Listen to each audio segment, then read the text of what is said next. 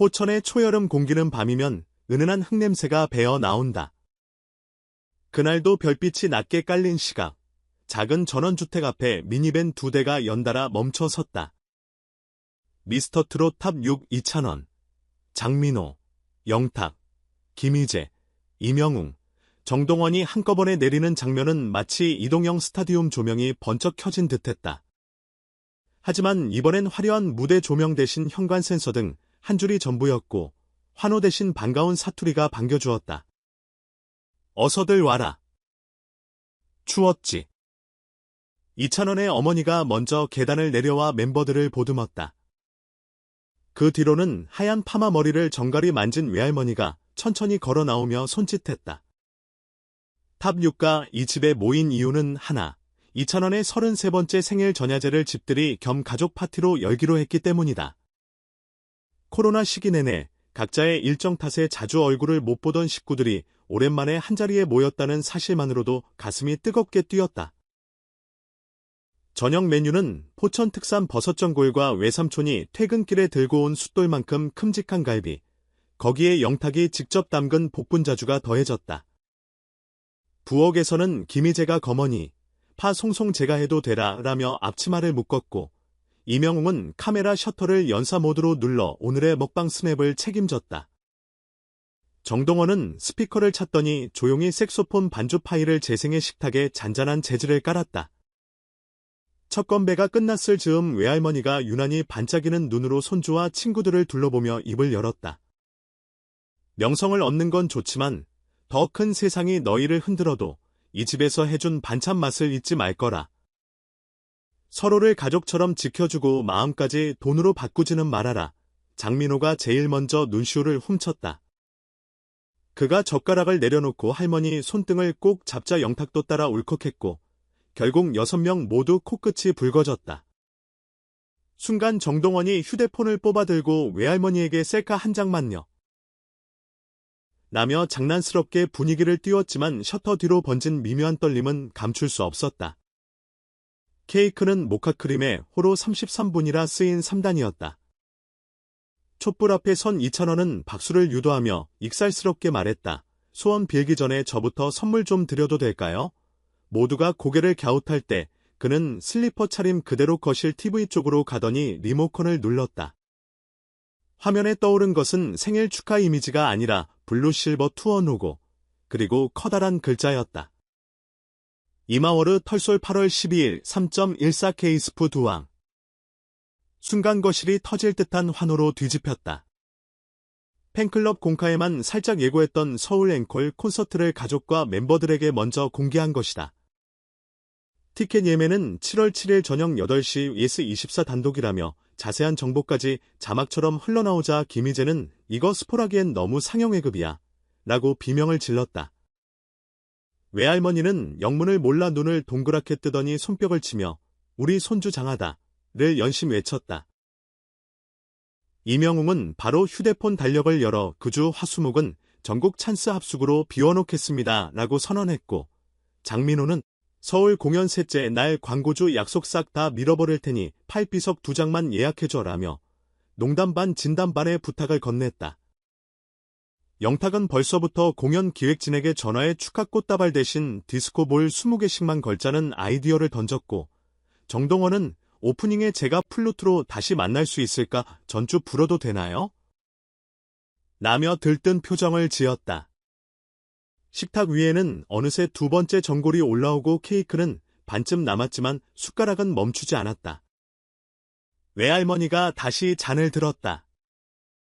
오늘만큼은 길게 말 안 할란다. 너희가 완전한 별이 되기 전에 사람 냄새 잃지 않는 달이 되어라. 어머니는 할머니 잔에 살포시 막걸리를 채우며 어머니, 이 말씀이 이 집 가훈이네요 라며 눈웃음을 지었다. 멤버들은 박수와 함께 가훈 박제를 외치고 현관문에 붙어있던 자석 메모보드에 사람 냄새, 달처럼이라는 문장을 적었다. 조금 뒤 거실 소파를 모두 밀어내고 작은 즉석 콘서트가 열렸다. 말도 없이, 마이크도 없이 장민호가 먼저 남자는 말합니다 첫 소절을 던지자 5명이 코러스로 화음을 쌓았다. 김희재는 모바일 앱으로 1도 낮춘 피치를 깔아 은근한 재즈 무드로 바꾸었고, 영탁은 댄스 브레이크 대신 어깨춤으로 장단을 맞췄다. 이찬원은 자신이 편곡한 트로트 어쿠스틱 버전 사랑은 늘 도망가를 기타 없이 맨목소리로 선보였는데, 고음부에 들어서자 자연스럽게 외할머니가 손수건을 꺼냈다. 노래가 끝나기 전 할머니는 멤버들을 향해 두 팔을 벌리며 말했다. 하나도 놓치지 말고 오래오래 함께 불러줘. 밤 12시가 가까워지자 파티는 숙소 모드로 전환됐다. 이명웅은 소파 침대 시트를 펴고 정동원은 히어로 로고가 박힌 무릎 담요를 꺼내 멤버들 무릎에 덮었다. 장민호는 어머니와 할머니 방 앞에 핫팩 2개를 손수 건넸고, 영탁은 주방에 쌓인 접시를 싹 설거지했다. 그렇게 모든 불이 꺼지고 2층 방마다 약한 조명이 켜진 풍경은 마치 수련회의 마지막 밤 같은 정적과 기대감이 뒤섞여 있었다. 하지만 진짜 클라이맥스는 새벽 4시였다. 창밖에서 새소리가 들리자 이찬원은 문득 휴대폰 음성 메모를 켰다. 거실에서 자던 장민호가 속삭이자 그는 작은 목소리로 답했다. 새벽 녹음. 팬들한테 들려줄 서프라이즈. 영탁이 반쯤 감긴 눈으로 이어폰을 빌려달라며 귀를 기울였고, 곡의 제목이 포천 새벽이라는 사실을 첫 청취자로서 공유받았다. 그 자리에서 탑 6 모두 삽입 파트를 나눠 즉흥 허밍을 녹음했다. 할머니의 달처럼이라는 가운도 브릿지 가사로 넣었다. 아침 7시 닭 울음소리로 다시 일어난 멤버들은 서로를 바라보며 꿈 아니지 하고 웃었다. 밖으로 나와 기념사진을 찍었더니 핸드폰 앨범 첫 컷은 전날 밤 케이크 불빛에 비친 외할머니의 미소였다. 두 번째 사진은 새벽 공기를 배경으로 6남자가 보온병 들고 노래를 녹음하는 초라한 모습이지만 그들에겐 어느 무대보다 화려한 장면이었다. 이제 시계는 8월 12일을 향해 달려간다. 전국 투어 이미로의 서울 피날레, K스포돔 좌석 35,000석이 순식간에 매진될 것은 분명하다. 그리고 그 첫 곡이 새벽 4시에 녹음된 포천 새벽일지 모른다는 사실, 그건 당일 현장에서만 확인할 수 있다. 팬들은 벌써부터 7월 7일 예매창을 북마크하며 카드 한도와 스케줄 조율표를 꺼내 들었다. 방송사들은 역시 이찬원은 기획서보다 가족 드라마가 더 잘 어울린다고 평했고, 음원 차트 관계자는 생일날 예고하고 할머니의 조언을 브릿지로 녹인 곡이라니 차트 올킬 시나리오 완성이라며 고개를 끄덕였다. 결국 포천의 이 하룻밤은 탑 6에겐 휴식 아닌 새로운 출발선이었고, 가족에게는 스타가 아닌 우리 아들, 우리 손주가 돌아온 소중한 한 끼였다. 맛있는 갈비 냄새와 복분자 향, 케이크 불빛과 눈물 섞인 웃음, 새벽 메모리 코드의 숨은 허밍까지 모든 것이 한여름 공기 속에 깃들어 있다. 그리고 우리는 안다.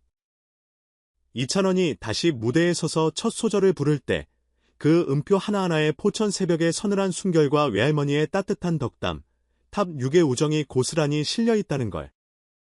그러니 8월 올림픽 공원에서 울려 퍼질 첫 베이스 드롭이 어느 가뭄 비나무를 흔들지라도 우리는 이미 그 주파수를 사랑할 준비가 돼 있다.